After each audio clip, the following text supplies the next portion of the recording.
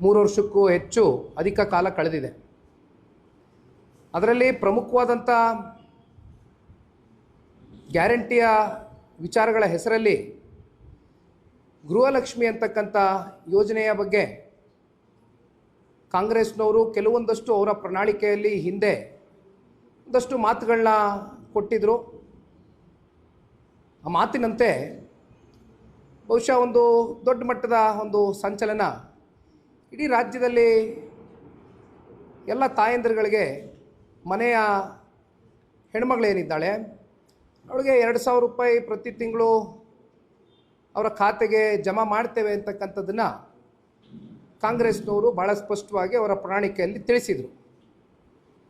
ಅಲ್ಲಿಂದ ಹೆಚ್ಚು ಕಮ್ಮಿ 1,28,00,000 ಜನ ಅಂದರೆ ಮಹಿಳೆಯರು ಅವರನ್ನು ಗುರುತಿಸಿ ಫಲಾನುಭವಿಗಳಾಗಿ ಅವ್ರಿಗೆ ಪ್ರತಿ ತಿಂಗಳು 2,000 ರೂಪಾಯಿ ಹಾಕ್ತೇವೆ, ಅವರ ಖಾತೆಗಳಿಗೆ ನೇರವಾಗಿ DBT ಟ್ರಾನ್ಸ್ಫರ್ ಮಾಡ್ತೇವೆ ಅಂತಕ್ಕಂಥದ್ದನ್ನ ಕಾಂಗ್ರೆಸ್ನವರು ಹೇಳಿದರು. ಇದರಲ್ಲಿ ನಮ್ದು ಯಾವುದೇ ತಕರಾರಿಲ್ಲ. ಯಾವತ್ತಿಗೂ ಕೂಡ ಜನತಾದಳ ಪಕ್ಷ ಗ್ಯಾರಂಟಿಗಳು ಕೊಡ್ತಕ್ಕಂಥ ವಿಚಾರದಲ್ಲಿ ನಮ್ದು ಯಾವುದೇ ರೀತಿ ಆಕ್ಷೇಪಣೆಗಳಿಲ್ಲ. ಆದರೆ ಇವತ್ತಿನ ಪ್ರೆಸ್ ಮೀಟು ಮಾಡ್ತಾ ಇರ್ತಕ್ಕಂಥ ಮೂಲ ಉದ್ದೇಶ ಇಷ್ಟೇ. ಗ್ಯಾರಂಟಿಗಳ ಹೆಸರಲ್ಲಿ ಸರಿಸುಮಾರು 1 ರೂಪಾಯಿ ಅಲ್ಲ, 1 ಕೋಟಿ ಅಲ್ಲ, 10 ಕೋಟಿ ಅಲ್ಲ, 100 ಕೋಟಿ ಅಲ್ಲ, ಹೆಚ್ಚು ಕಮ್ಮಿ 5,000 ಕೋಟಿಯಷ್ಟು ದೊಡ್ಡ ಪ್ರಮಾಣದ ಹಣ ಇವತ್ತೇನು ರಾಜ್ಯದ ಮಹಿಳೆಯರಿಗೆ ತಲುಪಬೇಕಾಗಿತ್ತು ಅದರಲ್ಲಿ ದೊಡ್ಡ ಮಟ್ಟದಲ್ಲಿ ಲೋಪಗಳಾಗಿರ್ತಕ್ಕಂಥದ್ದು ನಮ್ಮ ಕಣ್ಣೆದುರುಗಡೆ ಏನು ಕಾಣ್ತಾ ಇದೆ. ಈ ಲೋಪದೋಷಗಳು ನಿನ್ನೆ ಮೊನ್ನೆ ಆಗಿರ್ತಕ್ಕಂಥ ವಿಚಾರ ಅಲ್ಲ. ಇದು ಎಲ್ಲ ಮಾಧ್ಯಮದ ಸ್ನೇಹಿತರು ತಮಗೂ ಗೊತ್ತಿದೆ, 1 ವರ್ಷಕ್ಕೂ ಮಿಗಿಲಾದಂಥ ಹಳೆಯ ವಿಚಾರ ಇದು. ಯಾವುದಕ್ಕೋಸ್ಕರ ಒಂದು ವರ್ಷದ ಹಳೆಯ ವಿಚಾರ ಇವತ್ತು ಪಕ್ಷದ ಕಚೇರಿಯಲ್ಲಿ ನಾವು ಪ್ರಸ್ತಾಪ ಮಾಡ್ತಾ ಇದ್ದೇವೆ ಅಂದರೆ ಏಕೆಂದರೆ ಇಲ್ಲಿವರೆಗೂ ನಮಗೆ ಯಾವುದೇ ರೀತಿಯಾದಂಥ ಉತ್ತರ ಸಿಕ್ಕಿಲ್ಲ. ಪ್ರಾರಂಭಿಕ ಹಂತದಲ್ಲಿ ತಾಂತ್ರಿಕವಾದಂಥ ಲೋಪದೋಷಗಳು ಆಗಿದೆ ಅಂತಕ್ಕಂಥದ್ದನ್ನು ಸರ್ಕಾರ ಮೇಲ್ನೋಟಕ್ಕೆ ವ್ಯಕ್ತಪಡಿಸಿದ್ರೂ ಕೂಡ ಇದರ ಆಳ ಆಗ್ರಹವನ್ನು ತಿಳಿತಾ ಹೋದರೆ ಎಲ್ಲೋ ಒಂದು ಕಡೆ ಸರ್ಕಾರ ಮೌನಕ್ಕೆ ಶರಣಾಗಿರ್ತಕ್ಕಂಥದ್ದು. ಮಾನ್ಯ ಈ ರಾಜ್ಯದ ಮುಖ್ಯಮಂತ್ರಿಗಳ ಅಧೀನದಲ್ಲಿ ಬರ್ತಕ್ಕಂಥ ಫೈನಾನ್ಸ್ ಡಿಪಾರ್ಟ್ಮೆಂಟ್ ಏನಿದೆ, ಆ ಫೈನಾನ್ಸ್ ಡಿಪಾರ್ಟ್ಮೆಂಟ್ನ ಅಧಿಕಾರಿಗಳಿರ್ಬೋದು ಅಥವಾ ಮಾನ್ಯ ಮುಖ್ಯಮಂತ್ರಿಗಳೇ ಇದಕ್ಕೆ ಸ್ವತಃ ಅವರ ಒಂದು ಅಧೀನದಲ್ಲೇ ಇರತಕ್ಕಂಥ ಇಲಾಖೆಗೆ ಮುಖ್ಯಮಂತ್ರಿಗಳ ಕಡೆಯಿಂದ ಬರಬೇಕಾದಂಥ ಉತ್ತರ ಇಲ್ಲಿವರೆಗೂ ಕೂಡ ರಾಜ್ಯದ ಜನತೆಗೆ ಸಿಕ್ಕಲಿಲ್ಲ. ಇದು ಬಹುಶಃ ಕರ್ನಾಟಕ ರಾಜ್ಯದಲ್ಲಿ ಅತ್ಯಂತ ಒಂದು ದೊಡ್ಡ ಸಾಂಸ್ಥಿಕ ಹಗರಣ ಅಂತಕ್ಕಂಥದ್ದನ್ನ ಹೇಳಿದ್ರೆ ಬಹುಶಃ ತಪ್ಪಲಾಗಲಿಕ್ಕಿಲ್ಲ. ಕಾರಣ ನಾನು ಈಗ ತಾನೇ ಮಾತಾಡಬೇಕಾದ್ರೆ ಹೇಳ್ತಾ ಇದ್ದೆ, ನಾವೆಲ್ಲ ಹಿಂದೆ ವಾಲ್ಮೀಕಿನಲ್ಲಿ ಆದಂಥ ಹಗರಣದ ಬಗ್ಗೆ ಚರ್ಚೆ ಮಾಡಿದ್ವು. ಸದನದಲ್ಲಿ ಮಾನ್ಯ ಮುಖ್ಯಮಂತ್ರಿಗಳು ಸ್ವತಃ ಆ ಹಗರಣದ ಬಗ್ಗೆ ಒಪ್ಕೊಂಡಂಥದ್ದು ಕೂಡ ನೋಡಿದ್ದೀರಿ. 10 ಕೋಟಿ 15 ಕೋಟಿ 100 ಕೋಟಿ ವಹಿವಾಟಿನ ಹಗರಣ ಅಲ್ಲ ಇದು. ನಮಗೆ ಇಲ್ಲಿವರೆಗೂ ಈ ರಾಜ್ಯದ ಜನತೆ ಕೇಳ್ತಾ ಇರ್ತಕ್ಕಂಥದ್ದು, ನಿಖಿಲ್ ಕುಮಾರಸ್ವಾಮಿನೂ ಒಬ್ಬ ಕನ್ನಡ ನಾಡಿನ ಒಬ್ಬ ಸಾಮಾನ್ಯ ಪ್ರಜೆಯಾಗಿ ತೆರಿಗೆ ಕಟ್ತಾ ಇರ್ತಕ್ಕಂಥ ಹಿನ್ನೆಲೆಯಲ್ಲಿ ತೆರಿಗೆದಾರರ ಪರವಾಗಿ ನಾನು ಒಂದು ಪ್ರಶ್ನೆಯನ್ನು ಕೇಳಲಿಕ್ಕೆ ಬಯಸ್ತೇನೆ. ಸರ್ಕಾರ ಈ 5,000 ಕೋಟಿ ಹಣ ಎಲ್ಲಿಗೆ ಹೋಯಿತು, ಅದನ್ನು ಯಾತಕ್ಕೋಸ್ಕರ ಬಳಕೆ ಮಾಡ್ಕೊಂಡ್ರಿ, ಅಥವಾ ನಿಮ್ಮ ರಾಜಕೀಯದ ಕೆಲವೊಂದಷ್ಟು ದುರುದ್ದೇಶದಿಂದ ಬೇರೆ ಬೇರೆ ಕಡೆ ಏನಾದರೂ ವರ್ಗಾಯಿಸಿದ್ದೀರಾ, ಅಥವಾ ಇನ್ಯಾವುದಾದ್ರೂ ಚುನಾವಣೆಯ ಒಂದು ಪ್ರಚಾರ ಮಾಡ್ತಕ್ಕಂಥದ್ದಕ್ಕೆ ಅಥವಾ ಚುನಾವಣೆಯಲ್ಲಿ ಮತ್ತಷ್ಟು ನಮ್ಮ ತೆರಿಗೆ ಹಣವನ್ನು ಬೇರೆ ಕಡೆ ಏನಾದರೂ ಚುನಾವಣೆ ನಡೆಸ್ತಕ್ಕಂಥದ್ದಕ್ಕೆ ಅದನ್ನು ವರ್ಗಾಯಿಸಿದ್ದೀರಾ, ಏನಾಗಿದೆ ಈ ಹಣ ಅಂತಕ್ಕಂಥದ್ದು ಇಲ್ಲಿವರೆಗೂ 1 ವರ್ಷದಿಂದ ನಮ್ಮ ಯಾರಿಗೂ ಕೂಡ ಉತ್ತರ ಸಿಕ್ಕಲಿಲ್ಲ. ಹಾಗಾಗಿ ಇದಕ್ಕೆ ಉತ್ತರ ಕಣ್ಣಿಡ್ಕೊಂಡು ಹೋಗಬೇಕು ಅಂತಕ್ಕಂಥದ್ದು ನಾವೆಲ್ಲರೂ ಕೂತ್ಕೊಂಡು ಪಕ್ಷದ ವತಿಯಿಂದ ಎಲ್ಲ ನಾಯಕರು ಕೂತು ಚರ್ಚೆ ಮಾಡಿದಂಥ ಸಂದರ್ಭದಲ್ಲಿ ಇದು ಭಾಳ ಗಂಭೀರವಾದಂಥ ವಿಚಾರ ಇದೆ. ಇದು ಅಷ್ಟು ಲಘುವಾಗಿ ಪರಿಗಣಿಸ್ತಕ್ಕಂಥ ವಿಚಾರ ಅಲ್ಲ. ನಾನು ಹೇಳ್ದಂಗೆ ಸಣ್ಣ ಪುಟ್ಟ ವಹಿವಾಟಿನ ವಿಚಾರ ಅಲ್ಲ. 5,000 ಕೋಟಿ ಇವತ್ತು ಕಂಪ್ಲೀಟಾಗಿ ಮಿಸ್ಮ್ಯಾನೇಜ್ಮೆಂಟ್ ಆಗಿದೆ ಅಂದರೆ ಇದಕ್ಕೆ ನೇರವಾಗಿ ಹೊಣೆಗಾರಿಕೆ ಈ ರಾಜ್ಯ ಸರ್ಕಾರ, ರಾಜ್ಯದ ಮಾನ್ಯ ಮುಖ್ಯಮಂತ್ರಿಗಳು, ಜೊತೆಯಲ್ಲಿ ಫೈನಾನ್ಸ್ ಡಿಪಾರ್ಟ್ಮೆಂಟ್ನ ಅಧಿಕಾರಿಗಳು ಕೂಡ ಇದಕ್ಕೆ ಉತ್ತರ ಕೊಡಬೇಕಾಗ್ತದೆ. ಈ ಸಂದರ್ಭದಲ್ಲಿ ಆ ನಿಟ್ಟಿನಲ್ಲಿ ಕೆಲವೊಂದಷ್ಟು ಡಾಕ್ಯುಮೆಂಟೇಷನ್ಗಳನ್ನ ರೆಡಿ ಮಾಡಿದ್ದೇನೆ, ಒಂದಷ್ಟು ಅಧ್ಯಯನವನ್ನು ಮಾಡಿದ್ದೇನೆ. ಅದನ್ನು ತಮ್ಮ ಮುಂದೆ ಕೂಡ ಇಡಲಿಕ್ಕೆ ಬಯಸ್ತೇನೆ, ಒಂದೊಂದಾಗಿ ಹೇಳಲಿಕ್ಕೆ ಇಷ್ಟಪಡ್ತೇನೆ. ಯೋಜನೆ ಘೋಷಣೆ ಮತ್ತು ಆರಂಭಿಕ ಸರ್ಕಾರಿ ಆದೇಶಗಳು ಅಂದರೆ ಯಾವತ್ತು ಡೇಟ್ಗಳು ಮತ್ತು ಆರ್ಡರ್ಸ್ಗಳು ಎಲ್ಲಿಂದ ಶುರು ಆಯಿತು, ಎಲ್ಲಿಂದ ಜಾರಿ ಆಯಿತು ಈ ಒಂದು ಯೋಜನೆ ಅಂತಕ್ಕಂಥದ್ದು ಡೇಟ್ ಸಮೇತವಾಗಿ ತಿಳಿಸ್ತೇನೆ. 2023 20/05 ಅನುಮೋದನೆ ಆದೇಶ ಆಯಿತು. ಅಲ್ಲಿಂದ ಮತ್ತೆ 2023 ಅಂದರೆ ಮುಂದಿನ ತಿಂಗಳು 6/6 ಅಧಿಕೃತವಾಗಿ ಜಾರಿ ಆದೇಶ ಆಯಿತು. ಮತ್ತೆ 2023 17/7 ಅನುಷ್ಠಾನದ ಮಾರ್ಗಸೂಚಿಯು ಕೂಡ ಬಂತು. ಅಲ್ಲಿಂದ ಆಗಸ್ಟ್ 30ನೇ ತಾರೀಕು 2023 ನಗದು ವಿತರಣೆ ಚಾಲನೆ ಆಯಿತು. ಇದಾದಾಗ ಮೈಸೂರಿನಲ್ಲಿ ಒಂದು ದೊಡ್ಡ ಮಟ್ಟದ ಬೃಹತ್ ಸಮಾರಂಭವನ್ನು ಮಾಡ್ತಾರೆ. ಅಂದರೆ ಅಲ್ಲಿ ಮೊದಲನೇ ಕಂತನ್ನು ಬಿಡುಗಡೆ ಮಾಡ್ತಕ್ಕಂಥದ್ದಕ್ಕೆ ಗೃಹಲಕ್ಷ್ಮಿ ಯೋಜನೆಯನ್ನು ಮುಂದಿಟ್ಕೊಂಡು ಅದನ್ನು ಜಾರಿಗೊಳಿಸಿ ಆಗಸ್ಟ್ 30ನೇ ತಾರೀಕು 2023ರಲ್ಲಿ ಇದು ಮೊದಲನೇ ಕಂತು 2,000 ರೂಪಾಯಿ ಕೊಡ್ತೇವೆ ಅಂತಕ್ಕಂಥದ್ದು ಅಧಿಕೃತವಾಗಿ ಚಾಲನೆಯನ್ನು ಕೊಡ್ತಕ್ಕಂಥದ್ದು ಮೈಸೂರು ಜಿಲ್ಲೆಯಿಂದ ಪ್ರಾರಂಭ ಆಯಿತು. ಈಗ ಇಲ್ಲಿ ಪ್ರಶ್ನೆ ಇರ್ತಕ್ಕಂಥದ್ದು 2023 ಮತ್ತು 24ರ ಸಾಲು ಆಗಸ್ಟ್ ತಿಂಗಳಲ್ಲಿ ಶುರುವಾದಂಥದ್ದು. ನಮ್ಮ ಫೈನಾನ್ಷಿಯಲ್ ಇಯರ್ ಎಂಡ್ ಅಂದರೆ ನಾವು ಮಾರ್ಚ್ವರೆಗೂ ಭಾವಿಸ್ತೇವೆ. ಸೊ ಆಗಸ್ಟ್ರಿಂದ ಮಾರ್ಚು ಅಂತಕ್ಕಂಥದ್ದನ್ನ ನಾವು ಲೆಕ್ಕಾಚಾರ ಮಾಡಿ ಹೇಳ್ತಕ್ಕಂಥದ್ದಾದರೆ ಸರಿ ಸುಮಾರು 8 ತಿಂಗಳು ಮೊದಲನೇ ವರ್ಷ, ಅಂದರೆ 8 ಕಂತು ಪೇಮೆಂಟ್ ಕೊಟ್ಟಿದ್ದಾರೆ. ನಮ್ದೇನು ತಕರಾರಿಲ್ಲ, ಪೇಮೆಂಟ್ ಹೋಗಿದೆ ಅಂತಕ್ಕಂಥದ್ದು ನಮ್ಮ ಗಮನಕ್ಕೆ ಬಂದಿರತಕ್ಕಂಥ ವಿಚಾರ. ಇಲ್ಲಿ ನಮ್ಮ ತಕರಾರು ನಾವು ಎಲ್ಲಿ ರೈಸ್ ಮಾಡ್ತಾ ಇದ್ದೀವಿ ಜನರ ಪರವಾಗಿ ಅಂದರೆ 2024 ಮತ್ತು 25ರ ಸಾಲು ಆರ್ಥಿಕ ವರ್ಷ. ದಯವಿಟ್ಟು ಇದನ್ನು ಭಾಳ ಸೂಕ್ಷ್ಮವಾಗಿ ತಾವು ಪರಿಗಣಿಸಬೇಕು. ಅಂದಾಜು ಆ್ಯಸ್ ಇಟ್ ಈಸು 1,28,00,000 ಮಹಿಳೆಯರು ಫಲಾನುಭವಿಗಳು ಅಂತಕ್ಕಂಥದ್ದು ಪ್ರತಿ ವರ್ಷವೂ ಕೂಡ ಇದೊಂದು ಅಂದಾಜಿನ ಮೇಲೆ ಕೊಡ್ತಾ ಹೋಗ್ತಾ ಇದ್ದಾರೆ. ಇಲ್ಲಿ ಪ್ರಶ್ನೆಯಲ್ಲಿ ಉದ್ಭವ ಆಗ್ತಾ ಇದೆ ಅಂದರೆ 2024-25ರ ಸಾಲಿನಲ್ಲಿ ಕೇವಲ 10 ತಿಂಗಳು ಕಂತು ಮಾತ್ರ ಕೊಟ್ಟಿದ್ದಾರೆ. ತಿಂಗಳಿಗೆ 1 ಕಂತು, 12 ತಿಂಗಳಿಗೆ 12 ಕಂತು. 12 ಕಂತು ಕೊಡುವಂಥ ಕಡೆ ಸಾಲು 2024-25ರಲ್ಲಿ ಫೆಬ್ರವರಿ ಮತ್ತು ಮಾರ್ಚ್, ದಯವಿಟ್ಟು ನೋಟ್ ಮಾಡ್ಕೊಳ್ಳಿ, ಫೆಬ್ರವರಿ ತಿಂಗಳು ಮತ್ತು ಮಾರ್ಚ್ ತಿಂಗಳು ಇವೆರಡೂ ತಿಂಗಳ ಹಣಕಾಸು ಹೆಚ್ಚು ಕಮ್ಮಿ ಸರಿಸುಮಾರು 5,000 ಕೋಟಿಯಷ್ಟು 2 ತಿಂಗಳ ಹಣಕಾಸು ಗೃಹಲಕ್ಷ್ಮಿ ಯೋಜನೆ ಹೆಣ್ಣು ಮಕ್ಕಳ ಖಾತೆಗಳಿಗೆ ಜಮಾ ಆಗಲಿಲ್ಲ. 2024-25 10 ತಿಂಗಳು ಕಂತು ಕೊಟ್ಟಿರೋದು. ಅಲ್ಲಿಂದ ಮುಂದೆ ಹೋಗ್ತೀನಿ. ಎಸ್, ಬಹಳ ಮುಖ್ಯವಾದಂಥ ವಿಚಾರ ಏನಂದರೆ ಬಡ್ಜೆಟ್ನಲ್ಲಿ ಪ್ರಾವಿಷನನ್ನು ತೋರಿಸ್ಕೊಂಡಿದ್ದಾರೆ. ಆದರೆ ಈ ಬಡ್ಜೆಟ್ನ ಪ್ರಾವಿಷನ್ನ ತೋರಿಸ್ಕೊಂಡಿಯೂ ಕೂಡ ಹಣಕಾಸು 5,000 ಕೋಟಿ ತಲುಪಿಲ್ಲ. ಅಂದರೆ ಐದರ್ ನೀವು ಇದನ್ನು ಕ್ಯಾರಿ ಫಾರ್ವರ್ಡ್ ಮಾಡಿರಬೇಕು, ಇಲ್ಲ ಅಂತ ಹೇಳಿದ್ರೆ ಯಾವಾಗ ಕೊಡ್ತೀವಿ ಅನ್ನೋದಾದರೂ ಹೇಳಬೇಕು, ಅಥವಾ ಈ 5,000 ಕೋಟಿ ಬೇರೆ ಇನ್ಯಾವುದಾದ್ರೂ ಇಲಾಖೆಗೆ ಏನಾದರೂ ವರ್ಗಾವಣೆ ಮಾಡ್ಕೊಂಡಿದ್ದೀರಾ, ಕ್ಯಾಬಿನೆಟ್ಟಲ್ಲಿ ಏನಾದರೂ ಮುನ್ನೆಲೆಗೆ ಬಂದು ಇದೇನಾದರೂ ಚರ್ಚೆ ಮಾಡ್ಕೊಂಡಾಗಿದೆಯಾ, ಇದಿಷ್ಟು ವಿಚಾರದ ಬಗ್ಗೆ ಸರ್ಕಾರ ದಯಮಾಡಿ ನಮ್ಗೆ ಉತ್ತರ ಕೊಡಬೇಕು. ಇಲ್ಲಿಂದ ಅಗೇನ್ ನಾನು ಇನ್ನೊಂದಿಷ್ಟು ವಿವರಗಳನ್ನ ತಿಳಿಸ್ಲಿಕ್ಕೆ ಬಯಸ್ತೇನೆ. 2024-25ನೇ ಸಾಲಿನ ಆರ್ಥಿಕ ಲೆಕ್ಕಾಚಾರದ ವಸ್ತುಸ್ಥಿತಿ ವಿವರಗಳು.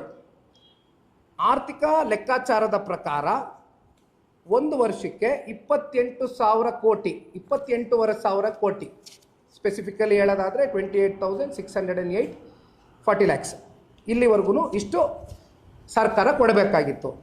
ಆದರೆ 10 ತಿಂಗಳು ಖರ್ಚಾದ ವಾಸ್ತವ ಮೊತ್ತ 23,000 ಕೋಟಿ. 23,000 ಕೋಟಿ ಅಂದರೆ ಅದರಲ್ಲಿ 608.40. ಅಂದರೆ ಎಷ್ಟೋಯ್ತು ಇಲ್ಲಿಗೆ? ನಿಮ್ಮ ಲೆಕ್ಕಾಚಾರ ನಮ್ಮ ಲೆಕ್ಕಾಚಾರದಲ್ಲಿ 5,000 ಕೋಟಿ ಮಿಸ್ ಆಯಿತು. ಎಲ್ಲೋಯ್ತು 5,000 ಕೋಟಿ?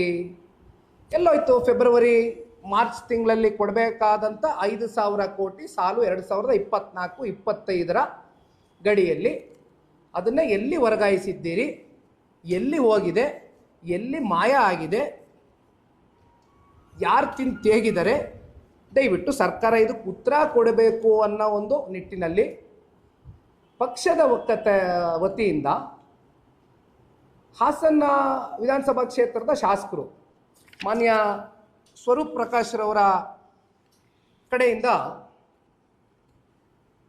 ಚುಕ್ಕಿ ಗುರುತಲ್ಲಿದ್ದ ಪ್ರಶ್ನೆ ಸಂಖ್ಯೆ ನಂಬರು ಹೇಳ್ತೇನೆ 2053. ನಮ್ಮ ಸ್ವರೂಪ್ ಪ್ರಕಾಶ್ ರವರು ಹಾಸನ ಜಿಲ್ಲೆಯ ಶಾಸಕರು ಪ್ರಶ್ನೆ ಕೇಳಿದ್ದಾರೆ. 20/8/2025 20/8/2025 ಪ್ರಶ್ನೆ ಕೇಳಿದ್ದಾರೆ. ಅವರ ಪ್ರಶ್ನೆಗೆ ದಯವಿಟ್ಟು ಇದು ನಮ್ಮ ಸ್ವರೂಪ್ ಪ್ರಕಾಶ್ ಅವರು ಕೇಳಿರ್ತಕ್ಕಂಥ ಪ್ರಶ್ನೆ 2053 ನಂಬರ್, ಪ್ರಶ್ನಾವಳಿ ನಂಬರ್.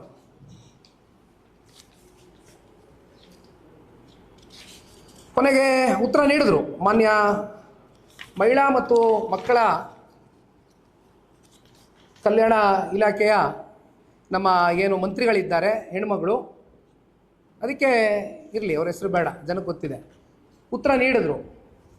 ಉತ್ತರ ಏನಂತ ನೀಡ್ತಾರೆ? ಲಿಖಿತ ಉತ್ತರ ಸರ್ಕಾರ ಕೊಡುತ್ತೆ. ಯೋಜನೆ ಆರಂಭವಾಗದಿನಿಂದನೂ ಜೂನ್ 2025 ಒಟ್ಟು 21 ಕಂತುಗಳು. ದಯವಿಟ್ಟು ಇದು ನೋಟ್ ಮಾಡ್ಕೊಳ್ಳಿ ಪಾಯಿಂಟು. ಅವ್ರ ಕಡೆಯಿಂದ ಲಿಖಿತ ಉತ್ತರ ಬಂದಿರೋದು ಮಂತ್ರಿಗಳ ಕಡೆಯಿಂದ, ಸರ್ಕಾರದ ಕಡೆಯಿಂದ 21 ಕಂತುಗಳು ಜೂನ್ 25 ಹಣ ಬಿಡುಗಡೆ ಮಾಡಲಾಗಿದೆ ಎಂದು ಸರ್ಕಾರ ಜಿಲ್ಲಾವಾರು ಅಂಕಿ ಅಂಶಗಳು ಅನುಬಂಧ 1 ಮತ್ತು 2 ಸಮೇತ ಲಿಖಿತ ಉತ್ತರ ನೀಡಿತು. ಎಷ್ಟು? 21 ಕಂತು ಕೊಟ್ಟಿದ್ದೀವಿ ಅಂತ ಹೇಳ್ತದೆ ಸರ್ಕಾರ ಲಿಖಿತ ಉತ್ತರದಲ್ಲಿ. ಫ್ಲೋರ್ ಆಫ್ ದ ಹೌಸಲ್ಲಿ, ಎಸ್, ಫ್ಲೋರ್ ಆಫ್ ದ ಹೌಸಲ್ಲಿ. ಆದರೆ ಈ ಅಧಿಕೃತ ದಾಖಲೆಯನ್ನು ಸೂಕ್ಷ್ಮವಾಗಿ ವಿಶ್ಲೇಷಣೆ ಮಾಡಿದಾಗ ಸರ್ಕಾರದ ಅಸಲಿ ಕಳ್ಳಾಟ ಬಯಲಿಗೆ ಬರುತ್ತೆ. ಯೋಜನೆ ಆರಂಭವಾದ 2023-24 ಸಾಲಿನಲ್ಲಿ 8 ಕಂತುಗಳು ನೀಡಿದ್ದು ಸರ್ಕಾರ. Okay, we are not having any issues about it, ನಮ್ದೇನು ತಕರಾರಿಲ್ಲ. ಆ ನಂತರದ ತಕರಾರು ಇರ್ತಕ್ಕಂಥದ್ದು, ಇಶ್ಯೂ ರೇಸ್ ಆಗಿರ್ತಕ್ಕಂಥದ್ದು 2024-25 ಸಾಲಿನಲ್ಲಿ ವಿತರಿಸಿರುವುದು ಕೇವಲ 10 ತಿಂಗಳ ಕಂತು ಮಾತ್ರ. ಸೊ ಅಲ್ಲಿಗೆ ಅವ್ರು ಹೇಳಿದ್ದೇನು, 21 ತಿಂಗಳು ಕಂತು ಕೊಟ್ಟಿದ್ದೇವೆ ಅಂತಕ್ಕಂಥದ್ದು ಲಿಖಿತ ಉತ್ತರದ ಮೂಲಕ ಸರ್ಕಾರ ಕೊಟ್ಟಿರ್ತಕ್ಕಂಥ ಆನ್ಸರ್. ಬಟ್ ಆದರೆ ಇಲ್ಲಿ ಮಿಸ್ ಆಗಿರ್ತಕ್ಕಂಥ ಆ 2 ತಿಂಗಳು ಕಂತನ್ನು ಅವರು ಹೇಳ್ದಿರ ಅದನ್ನು ಒಳಗಡೆನೆ ಮುಚ್ಚಿಟ್ಕೊಂಡು ಫ್ಲೋರ್ ಆಫ್ ದ ಹೌಸಲ್ಲಿ ಸದನದ ಒಳಗಡೆ ನಿಂತ್ಕೊಂಡು ಕನ್ಸರ್ನ್ಡ್ ಮಿನಿಸ್ಟರು ಸರ್ಕಾರ ಇದು ಸುಳ್ಳನ್ನು ಹೇಳಿರ್ತಕ್ಕಂಥದ್ದು. ಬಹುಶಃ ಈ ನಾಡಿನ ಹೆಣ್ಮಕ್ಳಾಗಲಿ ತೆರಿಗೆದಾರರಾಗಲಿ ಯಾರೂ ಕೂಡ ಇದನ್ನು ಕ್ಷಮಿಸ್ತಕ್ಕಂಥ ಒಂದು ವಿಚಾರ ಅಲ್ಲ. ಕಾರಣ ಇದು 1 ರೂಪಾಯಿ ಅಲ್ಲ, 2 ರೂಪಾಯಿ ಅಲ್ಲ, 5,000 ಕೋಟಿಯಷ್ಟು ಮಿಸ್ಮ್ಯಾನೇಜ್ಮೆಂಟ್ ಆಗಿದೆ. It's A huge amount. ಇದಾದ ನಂತರ ಬೆಳಗಾವಿಯಲ್ಲಿ ಅಧಿವೇಶನ ನಡೆಯುತ್ತೆ, ತಮಗೆ ಗೊತ್ತಿದೆ. ಬೆಳಗಾವಿ ಅಧಿವೇಶನದಲ್ಲೂ ಕೂಡ ಇಶ್ಯೂ ರೇಸ್ ಆಗುತ್ತೆ. ಇಶ್ಯೂ ರೇಸ್ ಮಾಡಿದಂಥದ್ದು ವಿರೋಧ ಪಕ್ಷದ ನಾಯಕರು ಕೂಡ ಇದ್ದರು ಸದನದಲ್ಲಿ, ಅವರು ಕೂಡ ಚರ್ಚೆ ಮಾಡಿದ್ರು. ಅವ್ರ ಜೊತೆಯಲ್ಲಿ ನಮ್ಮ ಮಿತ್ರ ಪಕ್ಷದ ಭಾರತೀಯ ಜನತಾ ಪಾರ್ಟಿಯ ನಮ್ಮ ಮಹೇಶ್ ತೆಂಗಿನಕಾಯಿ ಅವರು, ಅವ್ರಿಗೆ ಈ ಸಂದರ್ಭದಲ್ಲಿ ನಾನು ಅಭಿನಂದನೆ ಸಲ್ಲಿಸಲಿಕ್ಕೆ ಬಯಸ್ತೇನೆ. ಅವರಲ್ಲಿ ಇದ್ದಂಥ ಕೆಲವೊಂದಷ್ಟು ರಾಜ್ಯದ ಹೆಣ್ಮಕ್ಳ ಪರವಾದಂಥ ಅನುಮಾನಗಳು ಏನು ಕಾಡ್ತಾ ಇತ್ತು, ಅವರು ಪ್ರಶ್ನೆಯನ್ನು ಕೇಳ್ತಾರೆ. ಕೊಡಿ ಅಣ್ಣ ಅವ್ರದ್ದು ಒಂದು. ಮಹೇಶ್ ತೆಂಗಿನಕಾಯಿ ಅವರು ಭಾರತೀಯ ಜನತಾ ಪಾರ್ಟಿಯ ಶಾಸಕರು.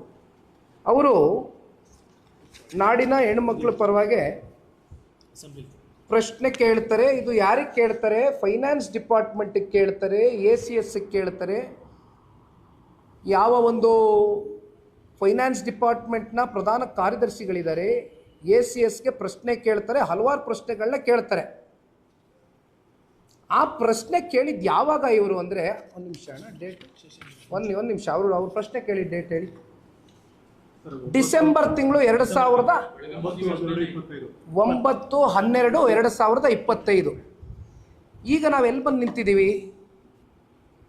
ಹೆಚ್ಚು ಕಮ್ಮಿ 5.5 ತಿಂಗಳವರೆಗೂ ನಾವು ಬಂದು ಮುಂದೆ ದಾಟಿದ್ದೀವಿ. ಪ್ರಶ್ನೆ ಯಾವಾಗ ಕೇಳಿದ್ರು? ಕಳೆದ ವರ್ಷ ಡಿಸೆಂಬರ್ ತಿಂಗಳಲ್ಲಿ ಮಹೇಶ್ ತೆಂಗಿನಕಾಯಿ ಅವರು ಪ್ರಶ್ನೆಯನ್ನು ಕೇಳ್ತಾರೆ. ಅವರ ಒಂದು ಪ್ರಶ್ನೆಗೆ, ಅವರು ಕೇಳಿದಂಥ ಪ್ರಶ್ನೆಗೆ ನಿಮ್ಮಲ್ಲಿ ಸ್ಪಷ್ಟತೆ ಇತ್ತು ಅನ್ನೋದಾದರೆ ಇದು ಪಬ್ಲಿಕ್ ಡೊಮೈನ್ನಲ್ಲಿ ಕೂಡ ರಿಲೀಸ್ ಮಾಡಬೇಕಾಗಿರ್ತಕ್ಕಂಥ ಡಾಕ್ಯುಮೆಂಟು. ನಿಮ್ಮ ಮನೆಯಲ್ಲಿ ಮುಖ್ಯಮಂತ್ರಿಗಳ ಕಚೇರಿಯಲ್ಲಿ ಕೂತ್ಕೊಂಡು ಇಟ್ಕೊಳ್ತಕ್ಕಂಥ ಡಾಕ್ಯುಮೆಂಟೇಶನ್ ಅಲ್ಲ ಇದು. ಯಾತಕ್ಕೋಸ್ಕರ ಫ್ರಮ್ ದ ಪಾಸ್ಟ್ 5.5 months ನೀವು ಯಾತಕ್ಕೋಸ್ಕರ ಇದನ್ನು ಮುಚ್ಚಿಟ್ಕೊಂಡಿದ್ದೀರಿ? ಯಾತಕ್ಕೋಸ್ಕರ ಸರ್ಕಾರದ ಆ ಇಲಾಖೆಯ ಅಧಿಕಾರಿಗಳು ಮಾನ್ಯ ಮುಖ್ಯಮಂತ್ರಿಗಳ ಆದಿಯಾಗಿಯೂ ನಾನು ಕೇಳ್ತಾ ಇರ್ತಕ್ಕಂಥದ್ದು, ಅಂಥದ್ದು ಏನು ನಡೆದೋಗಿದೆ ಅಂತ 5.5 ತಿಂಗಳು ನಿಮಗೆ ಸಮಯ ಬೇಕು ಉತ್ತರ ಕೊಡ್ತಕ್ಕಂಥದ್ದಕ್ಕೆ. ದಯಮಾಡಿ ನಮ್ಗೆ ವಿಚಾರ ತಿಳಿಸ್ಬೇಕು. ಏನಂಥದ್ದು ಅಲ್ಲಿ ಒಳಗಡೆ ಅಂಥದ್ದು ಏನು ನಡೆದೋಗಿದೆ, ಎಲ್ಲೋಗಿದೆ ಆ ದುಡ್ಡು? ಸೊ ಇದೆಲ್ಲ ಆಯಿತು. ಇನ್ನೊಂದು ಬಹಳ ಮುಖ್ಯವಾದಂಥ ಅಂಶ, ಬೆಳಗಾವಿ ಅಧಿವೇಶನದಲ್ಲಿ ಪ್ರಶ್ನೆ ಉದ್ಭವ ಆದಾಗ again on the floor of the house ಮಾನ್ಯ ಮಂತ್ರಿಗಳು, ಈ ಸಂಬಂಧಪಟ್ಟಂಥ ಇಲಾಖೆಯ ಮಂತ್ರಿಗಳು ಒಂದು ವಿಚಾರ ಹೇಳ್ತಾರೆ.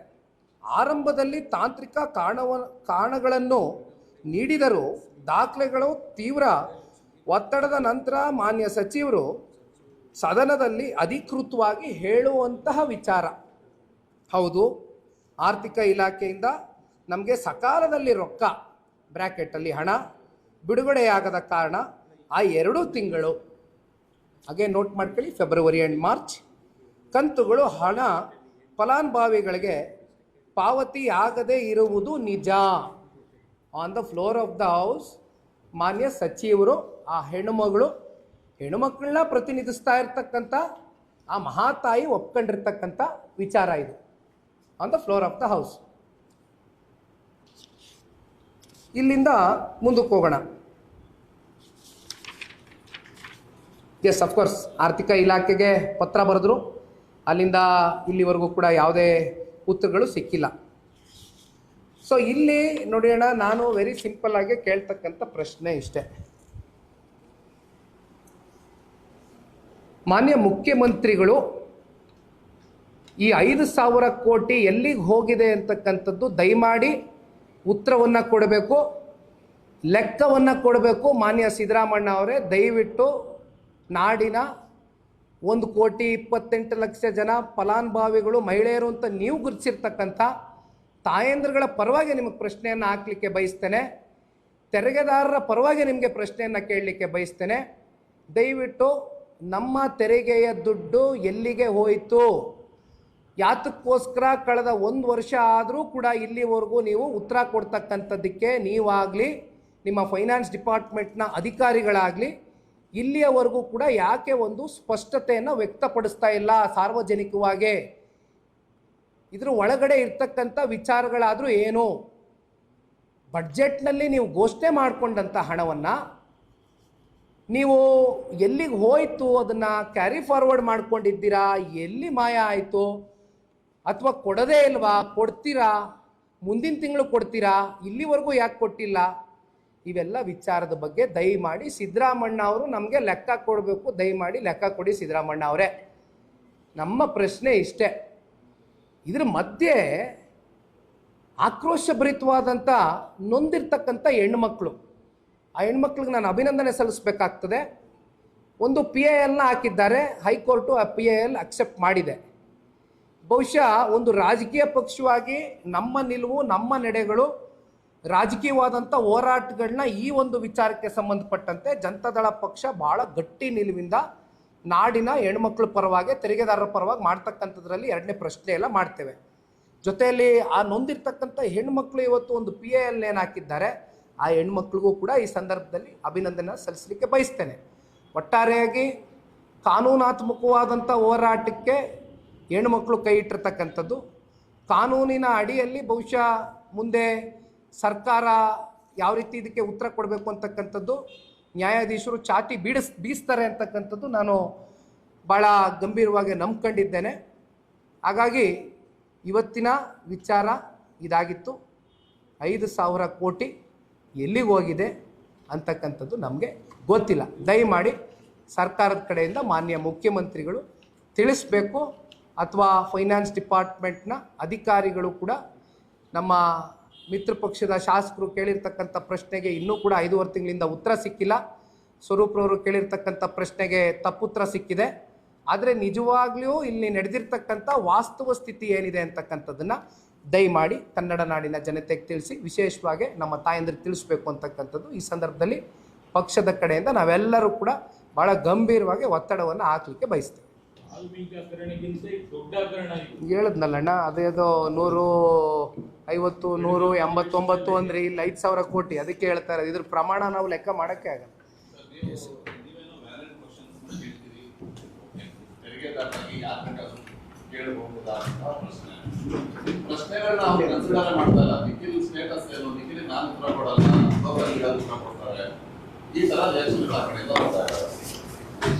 ಸರ್, ನನ್ನ ಸ್ಟೇಟಸ್ಸು ಕರ್ನಾಟಕದಲ್ಲಿ ಹುಟ್ಟಿರ್ತಕ್ಕಂಥ ಹುಡುಗ, ಕನ್ನಡದ ನೆಲ ಜಲ ಭಾಷೆಯ ಬಗ್ಗೆ ಅತಿಯಾದಂಥ ಅಭಿಮಾನ ಇಟ್ಕೊಂಡಿರ್ತಕ್ಕಂಥ ಹುಡುಗ, ಸರ್ಕಾರಕ್ಕೆ ತೆರಿಗೆ ಮೂಲದಲ್ಲಿ ತೆರಿಗೆನೂ ಕೂಡ ಕಟ್ತಾ ಇರ್ತಕ್ಕಂಥ ಹುಡುಗ. ನನ್ನ ಸ್ಟೇಟಸ್ ಇಷ್ಟೇ, ಕನ್ನಡ ನಾಡಿನಲ್ಲಿ ಹುಟ್ಟಿದ್ದೀನಿ, ಕನ್ನಡ ನಾಡಿನ ಜನತೆಯ ಪರವಾಗಿ ಅವ್ರದ್ದು ಯಾವುದೇ ಸಮಸ್ಯೆಗಳಿರಲಿ, ಸಂಕಷ್ಟಗಳಿರಲಿ, ಸರ್ಕಾರಗಳು ಮಾಡ್ತಕ್ಕಂಥ ಯಾವುದೇ ಹಗರಣಗಳಿರಲಿ, ತಪ್ಪುಗಳಿರಲಿ, ಇವೆಲ್ಲವೂ ಕೂಡ ಎತ್ತಿಡಿತಕ್ಕಂಥದ್ದಕ್ಕೆ ಒಬ್ಬ ಕನ್ನಡ ನಾಡಿನ ಸಾಮಾನ್ಯ ಪ್ರಜೆಯಾಗಿ ಬ್ರ್ಯಾಕೆಟಲ್ಲಿ ಕಾಮನ್ ಮ್ಯಾನ್ ಆಗಿ ಕೇಳಲಿಕ್ಕೆ ಬಯಸ್ತೇನೆ. ದಯವಿಟ್ಟು ಕಾಮನ್ ಮ್ಯಾನ್ಗೂ ಉತ್ತರ ಕೊಡಬೇಕಾಗ್ತದೆ. ಕಾಮನ್ ಮ್ಯಾನ್ಗೆ ಉತ್ತರ ಕೊಡಬೇಕಾಗಿರೋದು ನೀವು. ಕಾಮನ್ ಮ್ಯಾನು ನಿಮ್ಮನ್ನು CM, DCM 136 ಶಾಸಕರನ್ನ ಗೆಲ್ಲಿಸ್ತಕ್ಕಂಥದ್ದಕ್ಕೆ ಇದೇ ಕನ್ನಡ ನಾಡಿನ 7 ಕೋಟಿ ಕನ್ನಡಿಗರ ಒಂದು ಆಶೀರ್ವಾದ ಇತ್ತು. ಹಾಗಾಗಿ ನಾನು ಅವ್ರ ಪರವಾಗಿ ಒಬ್ಬ ಕಾಮನ್ ಮ್ಯಾನ್ ಆಗಿ ಕೇಳ್ತಾ ಇದ್ದೀನಿ. This is my status sir.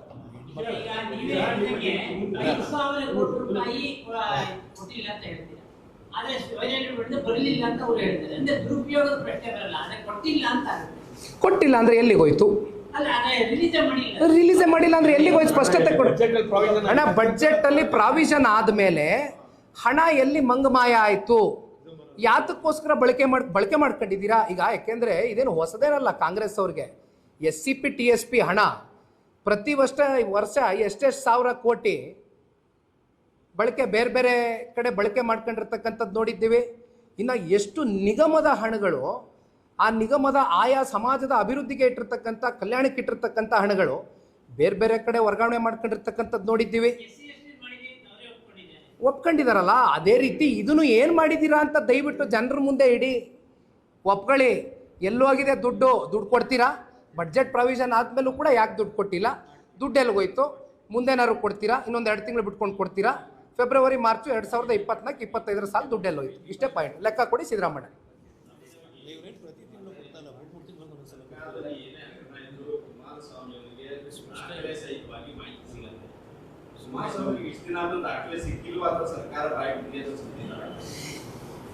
ಸರ್ಕಾರ ನೋಡಿ ಅಣ್ಣ, ದಪ್ಚರ್ಮದ ಸರ್ಕಾರ.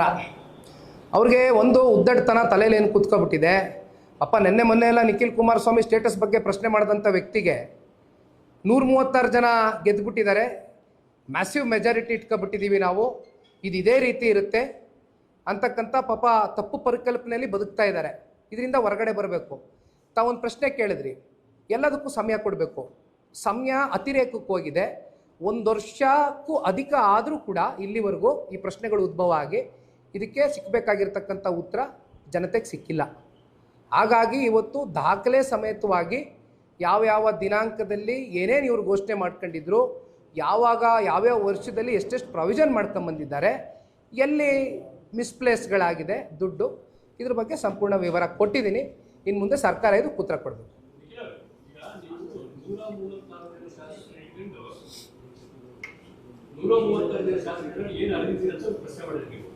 ಅದಕ್ಕೆ ಪ್ರತಿಕ್ರಿಯೆ ಬಹಳ ಸೂಕ್ಷ್ಮ ಪ್ರತಿಕ್ರಿಯೆ ಅವ್ರು ಏನ್ ಹೇಳ್ತಾರೆ, ಅವ್ರಿಗೆ ಸಾಂವಿಧಾನಿಕ ಹುದ್ದೆ ಇಲ್ಲ, ಜೊತೆಗೆ ಅವರು ಪಕ್ಷದ ಅಧ್ಯಕ್ಷರಾಗಿ ಆದ್ಮೇಲೆ ಉತ್ತರ ಕೊಡ್ತಾರೆ. ಇಲ್ಲ ನಮ್ಗೆ ಉತ್ತರ ಕೊಡ್ತಾರೆ.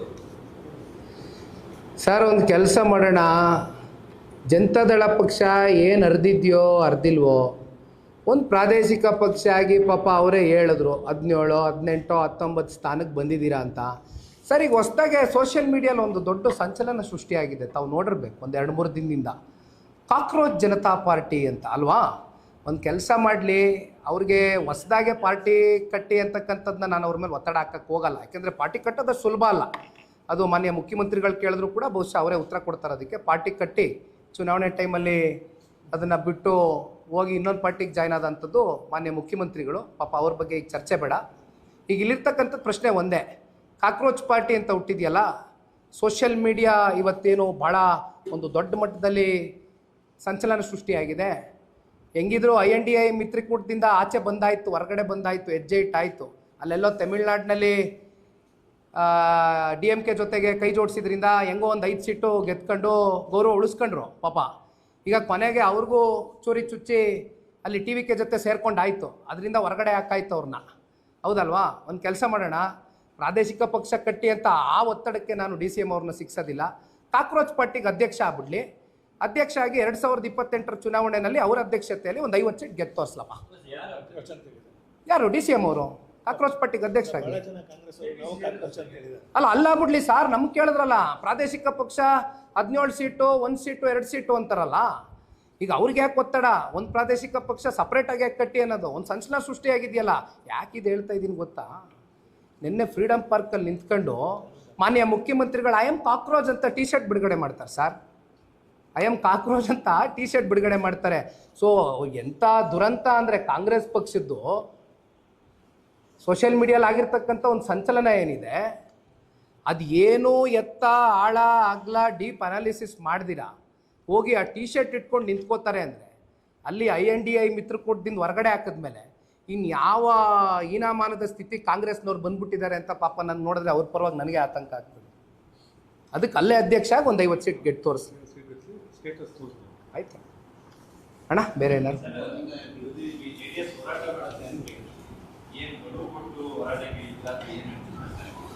ಖಂಡಿತ ಗಡುವು ಕೊಟ್ಟು ಹೋರಾಟ ಮಾಡೇ ಮಾಡ್ತೀವಿ. ಇದು ರಾಜ್ಯಾದ್ಯಂತ ಎಲ್ಲ ಜಿಲ್ಲೆಗಳಲ್ಲೂ ಕೂಡ ಕರೆ ಕೊಡ್ತೀವಿ. ಇದು ಕೇವಲ ಬೆಂಗಳೂರು ನಗರಕ್ಕೆ ಸೀಮಿತವಾಗಿರ್ತಕ್ಕಂಥದ್ದಲ್ಲ. ಕರೆ ಕೊಡ್ತೀವಿ, ಒಂದು ಗಡುವು ಕೊಡ್ತೀವಿ. ನೀವು ಹೇಳ್ದಂಗೆ ಒಂದು ಟೈಮ್ ಲೈನ್ ಫಿಕ್ಸ್ ಮಾಡ್ತೀವಿ. ಈ ಟೈಮ್ ಲೈನ್ ಒಳಗಡೆ ಸರ್ಕಾರ ಉತ್ತರ ಕೊಡದೆ ಹೋದರೆ ಉಗ್ರವಾದಂಥ ಹೋರಾಟ, ಪ್ರತಿಭಟನೆಗಳು ಜನತಾದಳ ಪಕ್ಷ ಮಾಡೇ ಮಾಡುತ್ತೆ. ಅನುಮಾನ ಇದೆ.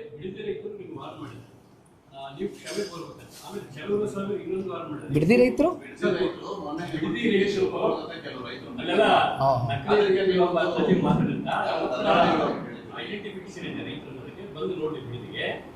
ಕ್ಷಮೆ ಕೋರಬೇಕು ಅಂತ ನಿಮಗೆ ಒಂದು. ಎರಡನೇದು ಕುಮಾರಸ್ವಾಮಿ ಚಲುವರಸ್ವಾಮಿ ನಿನ್ನೆ ಒಂದು ಚಾಲೆಂಜ್ ಮಾಡಿದ್ದಾರೆ. ಆದರೆ ರೈತರ ಕ್ಷಮೆ ಕೋರಬೇಕು, ಯಾಕಂದ್ರೆ ರೈತರ ಬಗ್ಗೆ ಬಹಳ ಅವರ ಆತ್ಮಹತ್ಯೆ, ರೈತರ ಆತ್ಮಹತ್ಯೆ ಬಗ್ಗೆ ಬಹಳ ಕೇವಲವಾಗಿ ಮಾತಾಡಿದ್ರೆ ಚಲುವರಸ್ವಾಮಿ ಕಾಮೆಂಟ್ ಮಾಡಿದ್ದಾರೆ.